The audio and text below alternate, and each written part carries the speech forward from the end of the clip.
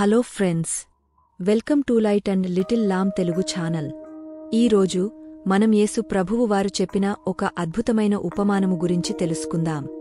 ఆ ఉపమానము పేరు తప్పిపోయిన కుమారుడు. ఈ ఉపమానము మనకు దేవుని అద్భుతమైన ప్రేమ, క్షమాపణ మరియు పశ్చాత్తాప హృదయము గురించి తెలియచేస్తుంది. రండి, ఉపమానమును చూద్దాము. యేసు ప్రభువు వారు ఇలా చెప్పటం మొదలుపెట్టారు. ఒక తండ్రికి 2 కుమారులు ఉండేవారు.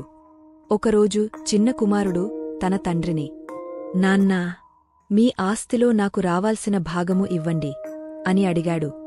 అతడు వారికి తన ఆస్తిని పంచిపెట్టాడు.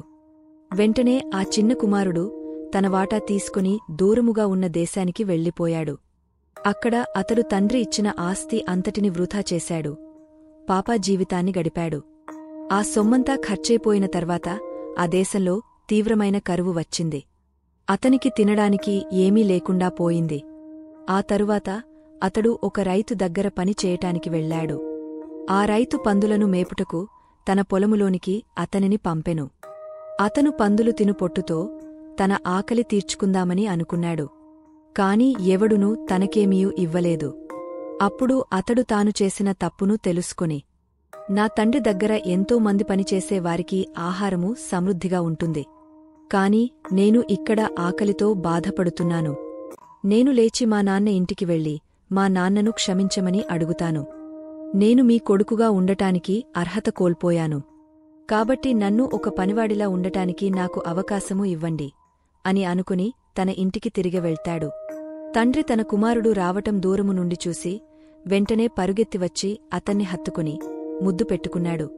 కుమారుడు ఇలా అంటున్నాడు తన తండ్రితో, నాన్నా, దేవునికి మరియు మీకును విరోధంగా నేను పాపం చేశాను. నేను ఇక మీకు కొడుకుగా ఉండలేను. కాని తండ్రి తన సేవకులతో ఇలా చెప్పాడు, త్వరగా మంచి ప్రశస్తమైన వస్త్రములు తీసుకొనిరండి. అతనికి బట్టలు తొడిగించి అతని చేతికి ఉంగరం పెట్టి పాదాలకు చెప్పులు వేయండి. క్రొవ్విన దూడను తెచ్చి వధించుడి. మనము తిని సంతోషపడుదము. నా కుమారుడు చనిపోయి మరల బ్రతికెను, తప్పిపోయి దొరకెనని చెప్పెను. అంతట వారు సంతోషపడసాగరే. అందరూ సంతోషంగా విందులో పాల్గొన్నారు. అప్పుడు పెద్ద కుమారుడు పొలం నుండి ఇంటికి వచ్చి విందు శబ్దాలు విని ఒక పనివాడిని పిలిచి, ఏమైంది అని అడిగాడు. అతను ఇలా అన్నాడు, మీ తమ్ముడు తిరిగి వచ్చాడు. అతనికోసము మీ నాన్నగారు విందు ఏర్పాటు చేశారు. పెద్ద కుమారుడు చాలా కోపము వచ్చి తన ఇంటిలోకి వెళ్లలేదు. తండ్రి వచ్చి, ఏమైంది, ఇంటి లోపలికి రాలేదేమిటి అని అడిగాడు. అతడు తండ్రితో ఇలా అన్నాడు, నాన్నా, నేను ఇన్నాళ్ళు మీ దగ్గరే ఉన్నాను, మీకు పనిచేశాను. మీరు నాకు ఒక చిన్న కోడిని కూడా ఇవ్వలేదు. కాని తమ్ముడు మీ ఆస్తి అంతటిని వృథా చేసి వచ్చినప్పటికీ మీరు అతనికోసం పెద్ద విందు చేస్తున్నారు. అప్పుడు తండ్రి ఇలా అంటున్నాడు, కుమారుడా, నీవు ఎప్పుడూ నాతోనే ఉన్నావు. నావి అన్నీ నీవే. కాని నీ తమ్ముడు చనిపోయి తిరిగి బతికాడు. కాబట్టి మేము ఆనందించటం సమంజసమే. చూశారు కదా, కుమారుడు తన ఆస్తిని అంతటిని పాడు చేసినప్పటికీ కుమారుడు క్షేమంగా తిరిగి వచ్చాడు అని తండ్రి ఆనందించాడు. ఈరోజు మనము కూడా దేవునికి విరోధంగా ఎంతటి పాపము చేసి దూరముగా వెళ్ళినా ఒక్కసారి అబ్బా తండ్రి అనగానే మన దేవుడు చెంతకు చేర్చుకుంటాడు. మరియు పెద్ద కుమారుడు తండ్రి దగ్గర ఉన్నా కూడా తండ్రి ప్రేమను గుర్తించలేకపోయాడు. ఒకవేళ మనము కూడా దేవుని ప్రేమను గుర్తించలేక లేదా తప్పిపోయి ఉంటే దేవుని చెంతకు చేరుదాము. ఈ ఉపమానము ద్వారా మీరు ఆత్మీయంగా బలపడినట్లయితే తప్పకుండా ఈ పరిచర్యను విస్తరింపచేయగలరు.